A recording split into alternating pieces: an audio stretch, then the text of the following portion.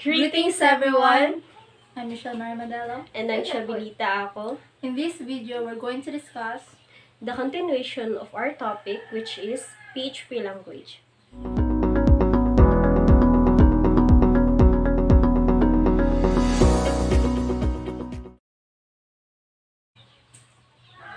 PHP data types. Variables can store data of different types, and different data types can do different things. PHP supports these following data types. String. A string is a sequence of characters like hello world. Integer. An integer data type is a non-decimal number between -2,147,483,648 and 2,147,483,647. Float.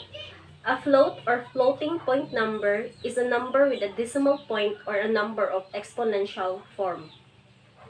Boolean. A Boolean represents two possible states, true or false. Booleans are often used in conditional testing. Object. An object is an instance of a class when the individual objects are created. They inherit all the properties and behaviors from the class, but each object will have different values for the properties. An object is a data type which stores data and information on how to process that data. Null. Null is a special data type which can have only one value null. A variable of data type null is a variable that has no value assigned to it. If a variable is created without a value, it is automatically assigned a value of null. Variables can also be emptied by setting the value to null.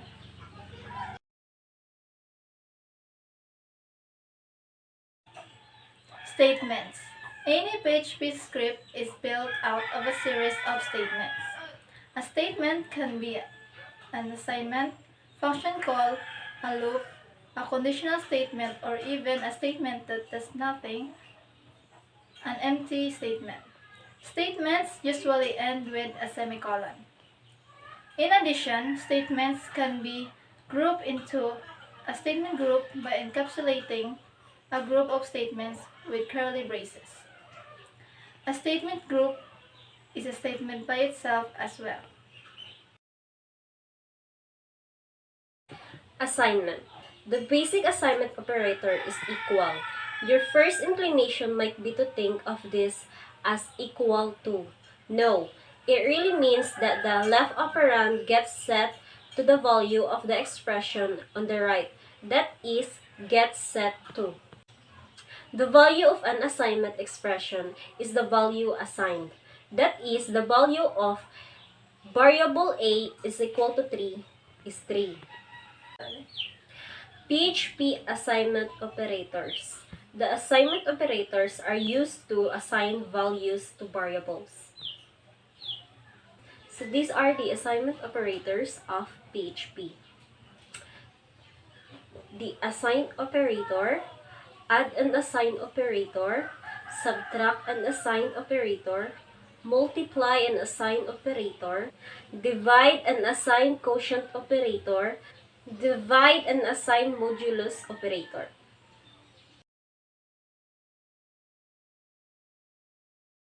This is the example of assignment operator being implemented.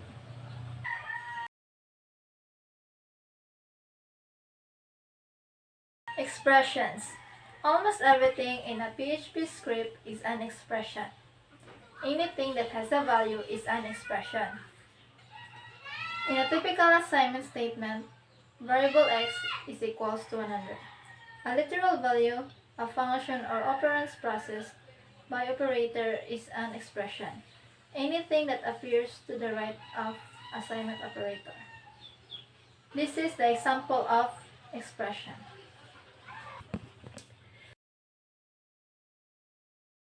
Basic control structures. In simple terms, a control structure allows you to control the flow of code execution in your application.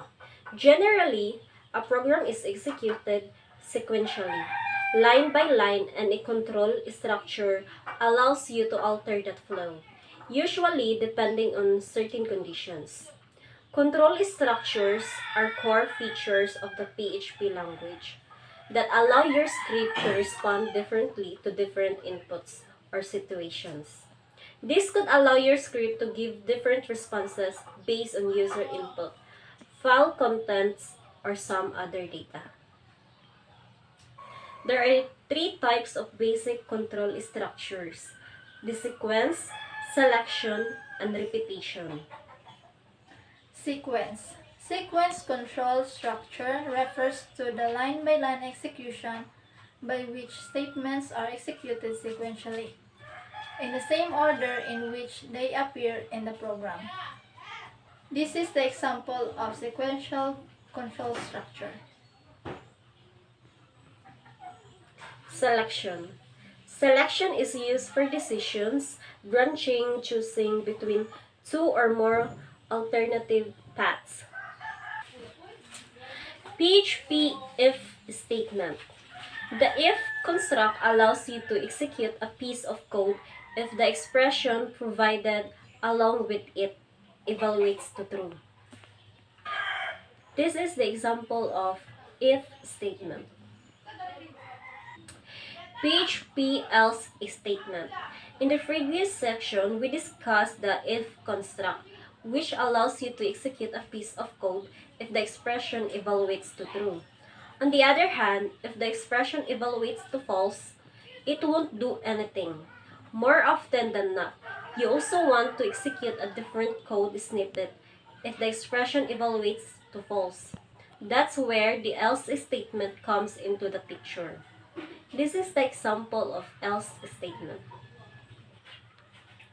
PHP else if statement. We can consider the else if statement as an extension to the if else construct. If you got more than two choices to choose from, you can use the else if statement. So this is the example of else if statement. PHP switch statement. The switch statement is somewhat similar to the else if statement. The only difference is the expression which is being checked. So this is the example of switch statement. In the case of else if statement, you have a set of different conditions and an appropriate action will be executed based on a condition. On the other hand, if you want to compare a variable with different values, you can use the switch statement. Repetition. The repetition control structure is also known as the looping or iteration control structure. While loop in PHP. The while loop is used when you want to execute a piece of code repeatedly until the while condition evaluates to false. This is the syntax and example of while loop. Do while loop in PHP. The do while loop is very similar to while loop, with the only difference being that the while condition is checked at the end of first iteration. Thus, we can guarantee that the loop code is executed at least once, irrespective of the result of the while expression.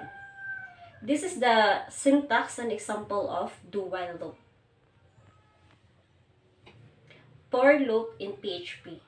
Generally, the for loop is used to execute a piece of code a specific number of times. In other words, if you already know the number of times you want to execute a block of code, it's the for loop which is the best choice. This is the example and syntax of for loop. For each in PHP. The for each loop is used to iterate over array variables. If you have an array variable and you want to go through each element of that array, the for each loop is the best choice. This is the example of for each loop.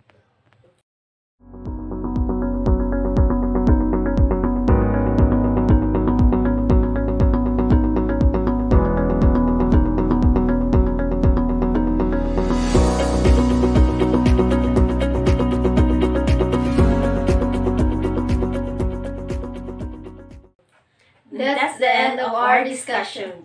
Thank you for watching.